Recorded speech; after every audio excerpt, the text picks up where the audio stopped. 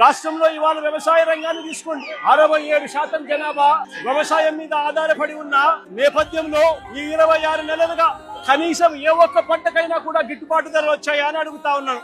వరికి గాని, మొక్కజొన్నకు గాని, అరటికి గాని, కొబ్బరికి గాని, పత్తికి గాని, మినుములకు గాని, పెసలకు గాని, సజ్జలకు గాని, మిర్చికి గాని, పొగాకు గాని, ఉల్లికి గాని, టమాటో గాని, కొక్కో గాని, చీనీ గాని, చివరికి ఆక్వా రైతులకైనా కూడా ఈ పొగాకు రైతులకు సంబంధించిన పంటను తీసుకున్నా ఇవాళ కనిపిస్తున్నది ఏమిటి అంటే సంక్షోభమే. రైతులు ఇవాళ రోడ్డును పడి ఉన్న పరిస్థితులు కనిపిస్తా ఉన్నాయి. ఈ రోజు నా కళ్ళ ఎదుటే గిట్టుబాటు ధర రాక బుట్టాయిగూడెం మండలం నుంచి వెంకటేశ్వరరావు అన్న తన భార్య ఈ రోజు నా పక్కన నిల్చొని ఉంది. ఆ అన్నకు 2 భార్యలు ఉన్నాయి. 10 ఎకరాలు సాగు, గిట్టుబాటు ధర రాక పంట అమ్ముకునే పరిస్థితి లేక ఆత్మహత్య చేసుకున్న పరిస్థితి నా కళ్ళెదుటే కనిపిస్తా ఉంది.